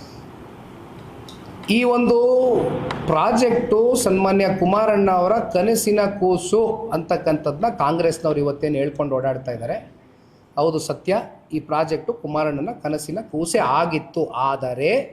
ಆದರೆ ಕೃಷ್ಣಾ ಕಚೇರಿಯಲ್ಲಿ ಸನ್ಮಾನ್ಯ ಕುಮಾರಣ್ಣ ಅವರು ಮುಖ್ಯಮಂತ್ರಿಗಳಾಗಿದ್ದಾಗ ರೈತ ಮುಖಂಡರು, ರೈತ ಮಹಿಳೆಯ ಮುಖಂಡರುಗಳು ಭಾಳ ಜನ ಬಿಡದಿ ಭಾಗದಿಂದ ಕುಮಾರಣ್ಣ ಅವ್ರನ್ನ 3 ಬಾರಿ ಭೇಟಿ ಮಾಡಿದ್ದಾರೆ ಕೃಷ್ಣ ಕಚೇರಿಯಲ್ಲಿ. ಆ 3ನೇ ಸಭೆಯಲ್ಲಿ ಕೂತು ಕುಮಾರಣ್ಣ ಅವರು ಸೌಹಾರ್ದಿತವಾಗಿ ಭೇಟಿ ಮಾಡಿದಾಗ ಅಂತಿಮವಾಗಿ ಕುಮಾರಣ್ಣ ಅವರು ಒಂದು ವಿಚಾರ ನಿನ್ನೆ ಅಲ್ಲ ಹಲವಾರು ಬಾರಿ ಹೇಳಿದ್ದಾರೆ. ನಿನ್ನೆ ನಾನು ಯಾವುದೋ ಒಂದು ಮಾಧ್ಯಮದಲ್ಲಿ ಒಬ್ಬ ರೈತ ಮುಖಂಡರು ಇದ್ರ ಬಗ್ಗೆ, ನಮ್ಮ ಬೈರ್ಮಂಗಲ ಕೆಂಚಗಾರನಹಳ್ಳಿಯಲ್ಲಿ ಇವತ್ತು ರೈತರು ಹಲವಾರು ದಿನದಿಂದ ಏನು ಪ್ರತಿಭಟನೆ ಮಾಡ್ತಾ ಇದ್ದಾರೆ, ಅವರು ಕೂಡ ಅದನ್ನು ಅಕ್ನಾಲೆಡ್ಜ್ ಮಾಡ್ತಾರೆ. ಅವರೇನು ಹೇಳ್ತಾರೆ, 3ನೇ ಸಭೆಗೆ ನಾನು ಬಂದ್ವಿ, ಅಲ್ಲಿ ಒಂದು ರೈತ ಮಹಿಳೆ, ನೋಡಪ್ಪ ನಮ್ಮ ಭಾವನೆಗಳು ಅಡಗಿದೆ ಇಲ್ಲಿ ಮುಖ್ಯಮಂತ್ರಿಗಳೇ, ಜೊತೆಯಲ್ಲಿ ನಮಗೆ ಮುಂದೆ ಏನು ಮಾಡಬೇಕು ಅಂತಕ್ಕಂಥ ದಿಕ್ಚೋರಿಸೋದಿಲ್ಲ. ದಯವಿಟ್ಟು ಅಕ್ವಿಸಿಷನ್ನ ಇಲ್ಲಿ ಕೈ ಬಿಡಿ, ಈ ಪ್ರಾಜೆಕ್ಟ್ನ ಕೈ ಬಿಡಿ ಅಂತ ಹೇಳಿದಂಥ ಸಂದರ್ಭದಲ್ಲಿ ಕುಮಾರಣ್ಣ ಅವರು ಅವ್ರ ಸೌಜನ್ಯತೆ ಬೆಳೆಸ್ಕೊಂಡಿದ್ರು. ರೈತರು ಹೇಳ್ತಕ್ಕಂಥ ವಿಚಾರಗಳೇನಿತ್ತು ಅದನ್ನು ಸೂಕ್ಷ್ಮವಾಗಿ ಮಂದಟ್ಟು ಮಾಡ್ಕೊಂಡು ಕುಮಾರಣ್ಣ ಅವರು ಆ ವಿಚಾರಕ್ಕೆ ಸಂಬಂಧಪಟ್ಟಂತೆ ಆ ಪ್ರಾಜೆಕ್ಟ್ನ ಡ್ರಾಪ್ ಮಾಡ್ತಕ್ಕಂಥದ್ದಕ್ಕೆ ಕುಮಾರಣ್ಣ ಅವರು ತೀರ್ಮಾನ ಮಾಡ್ತಾರೆ. ಆದರೆ ಇಲ್ಲಿ ಇದೇ ಮಾನ್ಯ DCM ಅವ್ರು ಏನು ಹೇಳ್ತಾರೆ ನೋಡಿ ಸಾರ್, ಇಲ್ಲಿ HDK ಪ್ರತಿಷ್ಠೆ ಪ್ರಶ್ನೆ ಅಲ್ಲ, ಪ್ರತಿಷ್ಠೆಗೆ ಹೋಗೋದು ಬೇಡ, ಇಲ್ಲಿರ್ತಕ್ಕಂಥದ್ದು ರೈತರ ಬದುಕಿನ ಜೊತೆ ಚೆಲ್ಲಾಟ ಆಡ್ತಕ್ಕಂಥದ್ದು ಬೇಡ. 80% ರೈತರು ಒಪ್ಕೊಬಿಟ್ಟಿದ್ದಾರೆ ಅಂತ DCM ಅವ್ರು ಏನು ಹೇಳ್ತಾರೆ, ರೈತರೇ ಇಲ್ಲ ರೀ ಅಲ್ಲಿ, ಯಾರು ಇದ್ದಾರೆ, ಕೃಷಿನೇ ಮಾಡ್ತಾ ಇಲ್ಲ ಅಲ್ಲಿ, ಯಾವ ರೈತರು ಇದ್ದಾರೆ ಅಂತಕ್ಕಂಥದ್ದು ಕೇಳಿದ್ದು DCM ಅವರು. DCM ಉತ್ತರ ಕೊಡಬೇಕು ಅಲ್ಲಿ ಹೋಗ್ಬಿಟ್ಟು. ಬೈರ್ಮಂಗಲ, ಕೆಂಚಗಾರನಹಳ್ಳಿ, ಹೊಸೂರು, ಇನ್ನೊಂದು 8 ತಳ್ಳಿ ಭಾಗದಲ್ಲಿ ಏನು ರೈತರಿದ್ದಾರೆ, DCM ಅವರು ಏನಾದರೂ ಇವ್ರನ್ನ ಕನ್ಸಲ್ಟ್ ಮಾಡಿದಾರಾ? ಕನ್ಸಲ್ಟ್ ಅಕ್ವಿಸಿಷನ್ ಕೈ ಹಾಕಿದಾರಾ? ಅಧಿಕಾರಿಗಳೇನಾದ್ರು ಜಿಲ್ಲಾಡಳಿತ ಹೋಗಿ ಏನಾದರೂ ಹಳ್ಳಿಗಳಲ್ಲಿ ಸಭೆ ಮಾಡಿದಾರಾ ರೈತರ ಜೊತೆ? ಏನಪ್ಪ ಇದ್ರ ಮಾಡೋದ್ರಿಂದ ನಿಮ್ಗೆ ಒಪ್ಪಿಗೆ ಎಷ್ಟು ಜನ ಇದ್ದಾರೆ, ಎಷ್ಟು ಪರ್ಸೆಂಟೇಜ್ ಒಪ್ಕೋತೀರಿ, ಎಷ್ಟು ಜನ ಇದನ್ನು ವಿರೋಧಿಸ್ತೀರಿ ಅಂತ ಹೇಳಿದಾರಾ? ನಾನು ಮಾಡೇ ತಿರ್ತೀನಿ. ನನ್ನ ಪ್ರತಿಷ್ಠೆ ಪ್ರಶ್ನೆ, ರೈತರೇ ಇಲ್ಲ ಅಲ್ಲಿ, ಕೃಷಿ ಮಾಡ್ತಾ ಇರ್ತಕ್ಕಂಥವ್ರು ಯಾರೂ ಇಲ್ಲ. ಸರ್ ನಾನೊಂದು ಪ್ರಶ್ನೆ ಕೇಳ್ತೀನಿ. ಫಲವತ್ತಾದಂಥ ಜಮೀನು, ಫಲವತ್ತಾದಂಥ ಭೂಮಿ, ಒಂದು ವರ್ಷ ಇಡೀ ಮಳೆ ಆಗಲಿಲ್ಲ ಅಂದರೂ ಹಸಿರುವಾಗಿರ್ತದೆ, ಹಸಿರು ಕ್ರಾಂತಿ ಇರ್ತಕ್ಕಂಥ ಜಿಲ್ಲೆ ನಮ್ಮದು. ನಾನು ಚಿಕ್ಕ ವಯಸ್ಸಿಂದ ಹುಟ್ಟು ಬೆಳೆದಿರ್ತಕ್ಕಂಥ ಜಾಗ ಅದು, ನಾನು ಕಣ್ಣಾರೆ ನೋಡ್ಕೊಂಡು ಬಂದಿದ್ದೀನಿ. ನೀವು ಅಕ್ವಿಸಿಷನ್ ಮಾಡಬೇಕಾ? ಬಂಜರ್ ಭೂಮಿ ಸಿಗೋದಿಲ್ವೇ? ಕೃಷಿಗೆ ಯೋಗ್ಯ ಇಲ್ಲದೆ ಇರತಕ್ಕಂಥ ಭೂಮಿ ಹುಡ್ಕಕ್ಕಾಗೋದಿಲ್ವೇ? ಇದೇ ಬೇಕಾ ಜಮೀನು? ಆಯ್ತಪ್ಪ, KDBಯಿಂದ ನನಗಿರ್ತಕ್ಕಂಥ ಮಾಹಿತಿ ಪ್ರಕಾರ 1.5 ಲಕ್ಷಕ್ಕೂ ಹೆಚ್ಚು ಎಕರೆ ಅಕ್ವಿಸಿಷನ್ ಆಗಿದೆ. ಅಕ್ವಿಸಿಷನ್ ಆದ ನಂತರ ಅದರಲ್ಲಿ ಬಳಕೆ ಎಷ್ಟಾಗಿದೆ? ಕಮರ್ಷಿಯಲ್ ಪರ್ಪಸ್ಗೆ ಎಷ್ಟು ಯೂಸ್ ಮಾಡಿದ್ದೀರಿ? ಇಂಡಸ್ಟ್ರೀಸ್ನ ಎಷ್ಟು ತಗೊಂಬಂದಿದ್ದೀರಿ? ಎಷ್ಟು ಜನಕ್ಕೆ ಉದ್ಯೋಗ ಸೃಷ್ಟಿ ಮಾಡಿದ್ದೀರಿ? DCM ಹೇಳ್ತಾ ಇರ್ತಕ್ಕಂಥದ್ದೇನು? ಓಹೋ ವಿಷನ್ ಅಂತೆ. ಅವ್ರ ವಿಷನ್ನು ಹಿಂಗೆ ಬಂದುಬಿಟ್ರೆ ಅಲ್ಲೆಲ್ಲ ಉದ್ಯೋಗ ಬಂದ್ಬಿಡುತ್ತಂತೆ. ರೀ ನಾನೊಂದು ಮಾತು ಕೇಳ್ತೀನಿ ರೀ, ಒಂದು ಪ್ರಾದೇಶಿಕ ಪಕ್ಷದ ಒಬ್ಬ ಯುವ ಕಾರ್ಯಕರ್ತನಾಗಿ. ಒಂದು ಕೆಲಸ ಮಾಡಿರಿ, ಸರ್ಕಾರ ನಿಮ್ಮದೇ ಅಲ್ವಾ ಇರೋದು, 50% ಸ್ಥಳೀಯರಿಗೆ ಉದ್ಯೋಗ ಅವಕಾಶ ಕಡ್ಡಾಯವಾಗಿ ಕೊಡಲೇಬೇಕು ಅಂತಕ್ಕಂಥ ಒಂದು ಕಾನೂನು ತೊಗೊಂಬನ್ರಿ ಸರ್ಕಾರದ ಕಡೆಯಿಂದ. ಈಗಿರ್ತಕ್ಕಂಥ ಹಲವಾರು ಕಂಪ್ನಿಗಳಿದೆ, ಖಾಸಗಿ ಕಂಪ್ನಿಗಳು, ನಾನು ಹೆಸರು ಹೇಳಕ್ಕೆ ಹೋಗೋದಿಲ್ಲ. ಎಲ್ಲ ಸುತ್ತಮುತ್ತ ಇರೋವಂಥ ನಮ್ಮ ರಾಮನಗರ ಜಿಲ್ಲೆ ಹುಡುಗರುಗಳ ಪರಿಸ್ಥಿತಿ ಏನಾಗಿದೆ ಗೊತ್ತಾ? ದಿನ ಬೆಳಗ್ಗೆ ಇದ್ರೆ ಏನು ಹೇಳ್ತಾರೆ ಗೊತ್ತಾ? ಬಂದು ಅಣ್ಣ 1 ವರ್ಷಕ್ಕೆ ಲೀಸ್ ಬೇಸಿಸಿಗೆ ತಗೊಂಡಿದ್ರು, ಟೆಂಪ್ರವರಿ ಬೇಸಿಸು, ಈಗ ಕಿತ್ತಾಕ್ತೀನಿ ಅಂತಾರೆ, ಎದುರಿಸ್ತಾರೆ. ನಾವೇನು ತಪ್ಪು ಮಾಡಿಲ್ಲ, ದಯವಿಟ್ಟು ಪರ್ಮನೆಂಟ್ ಮಾಡಿಸ್ಕೊಡಿ ಅಂತ ಬರ್ತಾರಲ್ಲ. ಇಷ್ಟೆಲ್ಲ ಮಾತಾಡೋ DCM ಪರ್ಮನೆಂಟ್ ಮಾಡಿಸ್ಕೊಡಕ್ಕೆ ಕೇಳ್ರಿ. 50% ಸ್ಥಳೀಯರಿಗೆ ಉದ್ಯೋಗ ಕೊಡಲೇಬೇಕು ಅಂತಕ್ಕಂಥ ಕಡ್ಡಾಯ ಒಂದು ಕಾನೂನು ತಗೋಬರಕ್ಕೆ ಕೇಳ್ರಿ. ಸರ್ಕಾರ 136 ಅಲ್ರಿ. ನಮ್ಮ ಥರ ಸಮ್ಮಿಶ್ರ ಸರ್ಕಾರದ ಒತ್ತಡಗಳಿತ್ತ ಪಾಪ ಮುಖ್ಯಮಂತ್ರಿಗಳಿಗೆ, ಉಪಮುಖ್ಯಮಂತ್ರಿಗಳಿಗೆ. ಏನು ಮಾತಾಡ್ತಾರೆ? ಸೌಜನ್ಯತೆ ಇದೆಯಾ ಅವ್ರಿಗೆ? ರೈತರ ಜೊತೆ ಕೂತ್ಕೊಂಡು ಒಂದು ಸಭೆ ಮಾಡಿದಾರಾ? ಯಾವ ಸಭೆ ಅದು? ಮೊನ್ನೆ ಮಾಡಿದ ಸಭೆ.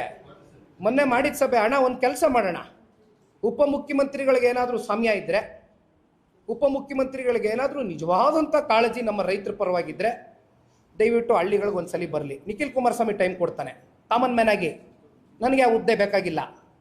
ಕಾಮನ್ ಮ್ಯಾನ್ ಆಗಿ, ಒಬ್ಬ ಕನ್ನಡಿಗನಾಗಿ, ಆ ಜಿಲ್ಲೆಯ ಒಬ್ಬ ಮಗನಾಗಿ ಹುಟ್ಟಿಲ್ಲ ನಾನಲ್ಲಿ, ಆದರೆ ಭಾವನೆಗಳಿದೆ ರಾಮನಗರ ಜಿಲ್ಲೆ ಜನತೆ ಜೊತೆ. ನಾ ಬರ್ತೀನಿ. ಟೈಮ್ ಫಿಕ್ಸ್ ಮಾಡ್ತಾರ DCM ಅವರು? ಬರ್ತಾರ? ಸೌಹಾರ್ದಯುತವಾಗಿ ರೈತರನ್ನೆಲ್ಲ ಹಳ್ಳಿಗಳಿಗೂ ಹೋಗೋಣ, ಭೇಟಿ ಮಾಡೋಣ, ಕೇಳೋಣ, ಅವ್ರ ಕನ್ಸೆಂಟ್ ಅಕ್ವಿಸಿಷನ್ ತಗೊಳ್ಳೋಣ. ಬರ್ತಾರ? ನಾನು ರೆಡಿ ಇದ್ದೀನಿ. ಇನ್ನೇನು ಮಾತಾಡ್ತೀನಿ ಸರ್? ಒಂದು ನಿಮಿಷ ಹೇಳ್ತೀನಿ ಕೇಳಿ ಸರ್. ಕುಮಾರಸ್ವಾಮಿ ಅವ್ರಿಗೆ ಚಾಲೆಂಜ್ ಮಾಡೋದಿರಲಿ, ರೈತರಿಗೆ ಉತ್ತರ ಕೊಡಬೇಕು. ಸಮಸ್ಯೆ ಉದ್ಭವ ಆಗಿರೋದಿರಲಿ. ಕುಮಾರಸ್ವಾಮಿ ಅವ್ರು ಯಾಕೆ ಚರ್ಚೆ ಮಾಡ್ತಾ ಇದ್ದಾರೆ? ರೈತರ ಪರವಾಗಿ ಚರ್ಚೆ ಮಾಡ್ತಾ ಇದ್ದಾರೆ. ನಾನು ಹೇಳ್ತಾ ಇರೋದೇನು, ನಡೀರಿ ರೈತರ ಸಂಕಷ್ಟ ಕೇಳೋಣ, ಆಲ್ಸೋಣ.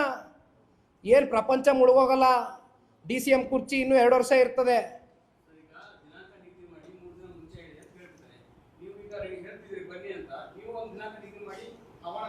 ನೋಡ್ರಿ, HDK ವರ್ಸಸ್ DK ಕೂತ್ಕೊಂಡ್ರೆ ಯಾವುದು ಇತ್ಯರ್ಥ ಆಗೋದಿಲ್ಲ.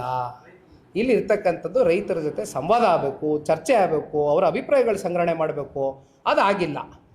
ಅದೇ ರೈತರು ಆಕ್ರೋಶಭರಿತವಾಗಿ ಹಲವಾರು ಯೂಟ್ಯೂಬ್ ಚಾನೆಲ್ಗಳಲ್ಲಿ ಹೋಗ್ತಾವ್ರೆ, ನೋಡ್ತಾ ಇದ್ದೀನಿ. ಏನೇನು ಮಾತಾಡ್ತಾವ್ರೆ ರೈತರು ನೋಡಿದ್ದೀನಿ. ನಿಮ್ಮ ಮಾಧ್ಯಮನೇ ಎಷ್ಟೋ ಮಾಧ್ಯಮಗಳು ಹೋಗಿ ಪ್ರಶ್ನೆ ಕೇಳಿದಿರಿ. ಏನು ಹೇಳ್ತಾ ಇದ್ದಾರೆ ಅವರೆಲ್ಲ? ನಮ್ಮ ಭಾವನೆಗಳಿದೆ ಇಲ್ಲಿ, ನಮ್ಮ ತಾತ ಅಜ್ಜಿ ಅಜ್ಜನ ಇಲ್ಲಿ ಮಣ್ಣು ಮಾಡಿದ್ದೀವಿ. ಕೊನೆಗೆ 10 ಗುಂಟೆನೋ 15 ಗುಂಟೆನೋ 20 ಗುಂಟೆನೋ, ಉದಾಹರಣೆಗೆ ಗುಂಟೆ ಲೆಕ್ಕದಲ್ಲಿ ಮಾತಾಡೋದಾದರೆ, ಎಕರೆಗೆ ಅದೆಷ್ಟು ಅಕ್ವಿಸಿಷನ್ಗೆ 2 ಕೋಟಿ ರೂಪಾಯಿ ಪರಿಹಾರ ಕೊಡ್ತೀವಿ ಅಂತ ಹೇಳಿದಾರಲ್ಲ. ಏನು ಸರ್? ಎಷ್ಟು ಅಣ್ಣ? ಎಷ್ಟು? What ever the XYZ amount. ಅವತ್ತು ಕುಮಾರಣ್ಣವರು ಒಂದು ಅಮೌಂಟ್ ಹೇಳಿದರು, ಪರಿಹಾರ ಕೊಡ್ತೀನಿ ಅಂತ. ಅವತ್ತಿನ ಲೆಕ್ಕಾಚಾರಕ್ಕೆ ಅದಾದ ಮೇಲೆ ಮೊದಲನೇ ಬಾರಿ ರಾಜ್ಯದಲ್ಲಿ ಸಿದ್ದರಾಮಣ್ಣ ಅವ್ರ ಸರ್ಕಾರ 13-18 ಮಧ್ಯೆ ಬಂದಾಗ ಇದೇ ಈಗಲ್ಟನ್ ಇಶ್ಯೂ ಕುಮಾರಣ್ಣ ಅವರು 16 ಬಾರಿ ಹೇಳಿದ್ದಾರೆ. ಅವ್ರನ್ನ ಟಾರ್ಗೆಟ್ ಮಾಡ್ಕೊಂಡು ಕ್ಯಾಬಿನೆಟಲ್ಲಿ ನೀವೇ ತಾನೇ ಹೊರಡಿಸಿದ್ದು, ಎಷ್ಟು ಕಟ್ಟಿದ್ರಪ್ಪ ಅವತ್ತು, ಎಷ್ಟು ಹೇಳಿದ್ರಪ್ಪ ಕಟ್ಟಿ ಅಂತ ಈಗಲ್ಟನ್ಗೆ 13-18ರಲ್ಲಿ 12 ಕೋಟಿ ಒಂದು ಎಕರೆಗೆ. ಅವ್ರಿಗೆ ನೀವೇ ಹೇಳಿದವರು ನಿಮ್ಮ ಸರ್ಕಾರನೇ ಇತ್ತಿದ್ದು, ನೀವೇ ನಿಗದಿ ಮಾಡಿರೋ ಬೆಲೆ. ಈಗ 2 ಕೋಟಿನಾ? ಈಗ 2 ಕೋಟಿನಾ? ಅವತ್ತು 2006ರಲ್ಲಿ, 2013ರಲ್ಲಿ, 2026ರಲ್ಲಿ ಎಲ್ಲಿಗೆ ಬಂದು ನಿಂತಿದ್ದೀವಿ? ಎಷ್ಟಾಗಿರ್ಬೇಕು ಬೆಲೆ? ಅಷ್ಟೇನಾ ಹಂಗಾರೆ ಬೆಲೆ ಕಟ್ಟೋದು? ಆಯಿತು, 10 ಗುಂಟೆ 15 ಗುಂಟೆ 20 ಗುಂಟೆ ಇಟ್ಕೊಂಡಿರ್ತಕ್ಕಂಥವ್ರು ಯಾರು ಸ್ವಾಮಿ? ಸಣ್ಣ ರೈತರು ಕಣ್ರಿ. ಹೈನುಗಾರಿಕೆ ಮಾಡ್ಕೊಂಡು, ಹಸ ಸಾಕೊಂಡು, ಕರ ಸಾಕೊಂಡು, ಮೇಕೆ ಸಾಕೊಂಡು ಹೆಂಗೋ ಕನಿಷ್ಠ ಪಕ್ಷ ಗೌರವಿತವಾಗಾದರೂ ಬದುಕ್ತಾವ್ರೆ. ಬಿಟ್ಬಿಡಿ ಬದುಕಕ್ಕೆ. 10 ಗುಂಟೆ 15 ಗುಂಟೆ 20 ಗುಂಟೆಗೆ ನೀವು ಕೊಡ್ತಕ್ಕಂಥ ಜುಜುಬಿ ದುಡ್ಡಲ್ಲಿ ಅವ್ರು ಏನಾದ್ರು ಬೆಂಗಳೂರು ಹೊರವಲಯದಲ್ಲಿ ಎಷ್ಟು ದಿನ ಬಂದು ಬದುಕ್ಬೋದು? ಎಲ್ಲಿಗೆ ಹೋಯ್ತಾರೆ? ಅವ್ರನ್ನ ಎಲ್ಲಿ ಎತ್ತಂಗಡಿ ಮಾಡ್ತೀರಿ? ಇದೇ ನೋಡ್ರಿ, ಇದೇ ಇಂಡಸ್ಟ್ರಿಯಲ್ ಟೌನ್ಶಿಪ್ ನೀವು ಮಾಡಬೇಕು ಅಂದರೆ ನಾನು ಒಂದು ಸಲಹೆ ಕೊಡ್ತೀನಿ ರೀ. ಕಲ್ಯಾಣ ಕರ್ನಾಟಕ, ಕಿತ್ತೂರು ಕರ್ನಾಟಕ, ಮಧ್ಯ ಕರ್ನಾಟಕದಲ್ಲಿ ಗೂಳೆ ಹೋಗ್ತಕ್ಕಂಥವ್ರನ್ನ, ವಲಸೆ ಬರ್ತಕ್ಕಂಥವ್ರನ್ನ ದಯವಿಟ್ಟು ತಡೆಗಟ್ರಿ. ಯಾಕಪ್ಪ ಅಲ್ಲಿ ಬಂಜರ್ ಭೂಮಿಗಳಿಲ್ವಾ? ಅಲ್ಲೆಲ್ಲ ಫಲವತ್ತಾದಂಥ ಜಮೀನು ಕೈ ಹಾಕ್ಬೇಡ್ರಿ. ಮತ್ತೆ ನಾನು ಹೇಳ್ತಾ ಇದ್ದೀನಿ, ರೈತರಿಗೆ ನೋವು ಕೊಡಬೇಡ್ರಿ, ರೈತರಿಗೆ ಗೌರವಿತವಾಗಿ ಬದುಕಕ್ಕೆ ಬಿಡ್ರಿ. ಫೈಂಡ್ ಔಟ್ ಮಾಡಿರಿ, ಬಂಜರ್ ಭೂಮಿಗಳ ಕೈ ಹಾಕ್ರಿ, ಕೊಡ್ರಿ. ಕಲ್ಯಾಣ ಕರ್ನಾಟಕದಲ್ಲಿ ಇಂಡಸ್ಟ್ರಿ ತಗೊಂಬರ್ರಿ, ಉದ್ಯೋಗ ಸೃಷ್ಟಿ ಮಾಡಿರಿ. ಯಾಕ್ರಿ ಅವ್ರ ಪಾಪ ಇಲ್ಲಿಗೆ ಬರಬೇಕು? ಯಾಕ್ರಿ ಗುಳೆ ಹೋಗ್ಬೇಕು ಅವರು? ಯಾಕ್ರಿ ವಲಸೆ ಹೋಗ್ಬೇಕು ಅವರು? ಏನು ಬರೀ ಇಲ್ಲೇನಾ?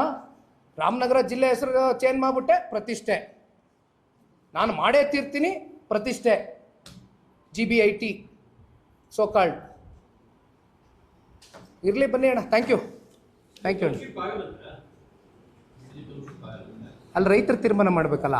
ಇಲ್ಲಿ 40 ಜನ ಕರ್ಸಿ ಮಾತಾಡೋದು ಬೇಡ, ಅಲ್ಲಿ ಹಳ್ಳಿಗಳಿಗೆ ಹೋಗೋಣ ನಡೀರಿ, ಮಾತಾಡೋದ್ನಲ್ಲ. Thank you.